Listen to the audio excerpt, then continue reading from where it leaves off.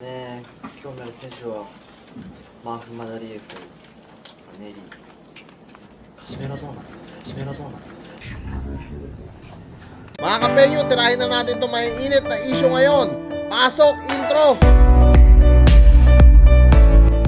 Hey yo, what's up sa inyo mga kapenyo? At today meron na naman tayo napaka-init na reaction video. Quick update lang to mga kapenyo mula dito kay Naoya Inoue about sa kanyang interview nga mga kapenyo. At dito no sa pagka-interview kay Naoya Inoue, good news para sa ating mga boxing fans, lalong lalo na sa mga fans ni Utol Janrel Casimero. Sobrang good news po ito dahil nabanggit po ni Naoya Inoue ang apelyido o pangalan ni Janrel Casimero. At dito mga kapenyo, sinabi nga ni Inoue sa kanyang promoter na talagang si Casimero nga raw, no? So parang may pag-asa na susunod na makakalaban neto ni Naoya Inoue etong si Casimero. Kung hindi man makalaban ni Naoya Inoue etong si Utol Janrel Casimero, pwede niyang makalaban dito si Nery o kaya si Akhmadiliev ang pwedeng makalaban neto ni Naoya Inoue sa mga susunod mga kapenyo, siguro by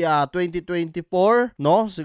Siguro March, April or May, June, ganyan yung laban nito ni Naoya Inoue. So depende yan kay Naoya Inoue kung sino ang kanyang gustong unahin, kung si Janrel Casimero ba o si Nery o si Akhmadiliev, no? Kasi yung mga yan ang pinagpipilian ngayon neto ni Naoya Inoue. Pero yung mabanggit lang niya dito ang pangalan o apelyido ni Utol Janrel Casimero, ang laki po ng chance natin, no, na pwedeng makalaban ulit eto ni Utol Casimero. At tara, pakinggan natin yung naging salita nga dito ni Naoya Inoue.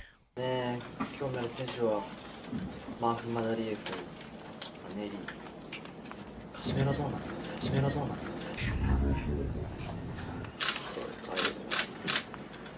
Ayan mga kapenyo, no, kung mapapansin nyo, kahit ultimo yung promoter ni Naoya Inoue sa pagkabanggit ni Inoue dito ng Casimero, umaagree rin, no, yung kanyang promoter. So napakalaki po ng tsansa nito at sana dito sa next fight ni Utol Janrel Casimero, ipakita po talaga ni Utol Janrel, no, yung kanyang best para talagang mapalaban siya dito kay Naoya Inoue. At iklaro ko lang po kanina yung aking naging reaction video, no, about po sa conditioning coach na sinasabi ng ibang nagko-comment yung coach daw ang dapat palitan. Hindi na po kailangan palitan, no, yung kapatid ni Janrel Casimero na si Jason Casimero, dahil unang-una po sa lahat, simula po naging coach niya si Jason Casimero, never naman po silang natalo. Yan po yung katotohanan at yan po yung real talk. Ang kailangan lang po ni Utol Janrel Casimero conditioning coach. Conditioning coach means mga kapenyo, yung para maganda yung kainin niya, tapos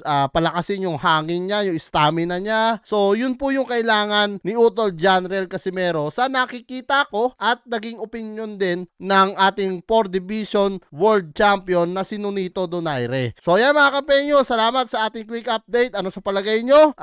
Naoya Inoue na ba ang susunod na makakalaban ni Utol Janrel? O gusto nyo may tune-up fight muna si Utol Janrel bago si Naoya Inoue? Dahil kung ako ang tatanungin nyo, gusto ko may tune-up fight muna bago si Inoue. Comment nyo na lang down below lahat ng mga opinion nyo mga kapenyo at lahat po yan mababasa ko. Maraming salamat mga kapenyo at kita-kits na lang tayo sa susunod kong reaction videos. I would be up waiting for you if you had to leave. I would wait a lifetime if you were at sea. I just wanna say that I feel that our love is real. Maybe we should hurry up and seal